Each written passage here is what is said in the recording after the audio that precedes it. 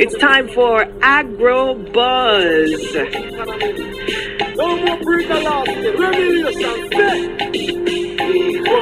That's what we're trying to do. Eat what we grow, grow what we eat. And it's being made difficult with the impacts of climate change that we are now experiencing in different ways in the agricultural sector. So the ministry has been encouraging farmers to practice more climate smart agriculture, like greenhouses, and the use of technology, rainwater harvesting systems, big farmer things. But you don't have to be big farmer to do this. One group has taken on the challenge, and that's Treasure Beach Hydroponics, located on 4 acres of land in Beacon, St. Elizabeth. And we have on the phone the managing director, Better Crop Consulting, with responsibility for Treasure Beach Hydroponics. Hello, Taji Alleyne. How you do? Let me see if I can find you. Good morning, and welcome. Tell us about your farm, Treasure Beach Hydroponics. Okay, so TB Hydro is a 4-acre hydroponic vegetable production zone located in the cool hills overlooking the iconic Treasure Beach in St. Elizabeth. It consists of 4 12,500 square foot greenhouses, and each greenhouse is equipped with hydroponic growing systems and computerized nutrient injection systems to ensure that we're able to maximize the efficiency of how we feed these plants to get, maximum yield and quality. That sounds like Greek. What is hydroponics? Okay, so hydroponics quite simply is growing plants with the absence of soil. So traditional methods would use soil, and the advantage of soil is that soil has some of the nutrients that you need already in it. But the soil also has things that are actually bad for the plant.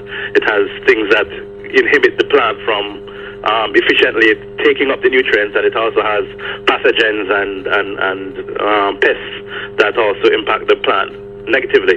So hydroponics, basically, as the name suggests, the plants are suspended in a water-based solution that contains the nutrients, and in that way you're able to give the plant the exact nutrient recipe that science says that it needs and nothing else.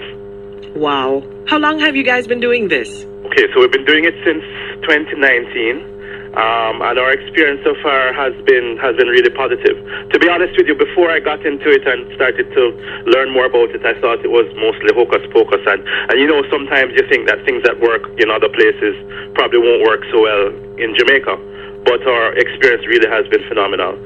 By virtue of giving the plants everything that it needs and nothing that it doesn't, our crops have a better yield than traditional open field farming. They grow faster, they last longer, they taste better, they look better, they have a longer shelf life, and they actually have better nutritional value because we have specific and direct control over what nutrients go into that plant. Wow. What crops are you farming? Okay, so we specialize in bell peppers and tomatoes. Unfortunately, because of COVID and the closure of hotels, tomatoes are not so feasible for us to produce at this time. And one of the challenges with hydroponic and greenhouse farming is that the cost structure tends to be a little bit different. For example, the cultural practices that we have to do to maintain our crop in the greenhouse is very labor intensive. So our cost of production is a little bit different from the traditional farmer. And because the hotels are closed and the price for tomatoes are low, right now we're only focusing on peppers. But we have about 12 different varieties of exotic peppers in our greenhouses. We have things like shishito peppers, poblano peppers, Thai chili, cayenne. I mean, things that... Shishito? Poblano?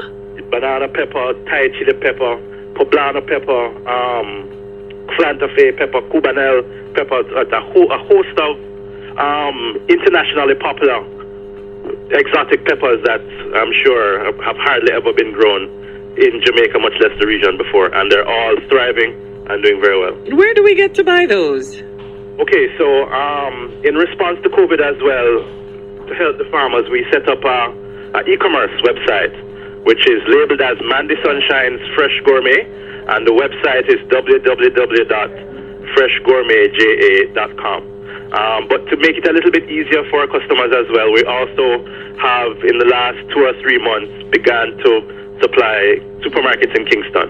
So we're in about 6 or 7 supermarkets in Kingston, including Super Value Fresh Food, Jashusan, Select Grocers, General Foods, Family Pride, and we intend to continue to broaden our distribution network, both in Kingston and to hit the other parishes as well. What's the brand that we're looking for?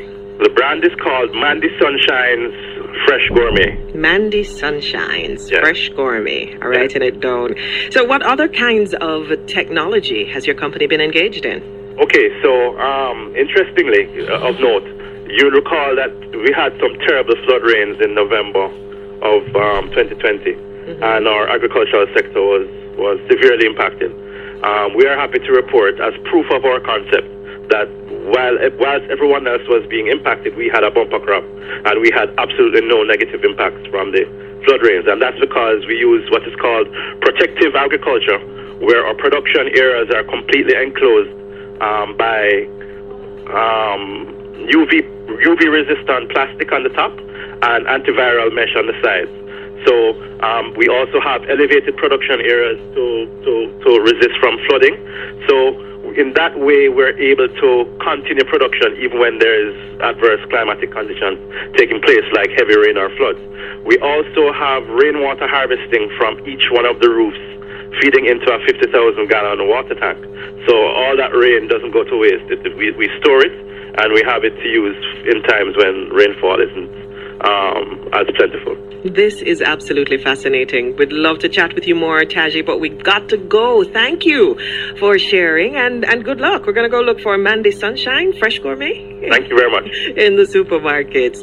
Oh, that is Taji Alleyne, manager for the Treasure Beach Hydroponics entity, telling us about his experience with hydroponic farming. Did you know that the ministry is currently rehabilitating 10 catchment ponds in St. Elizabeth, Manchester, and St. Anne to be utilized for greenhouse purposes?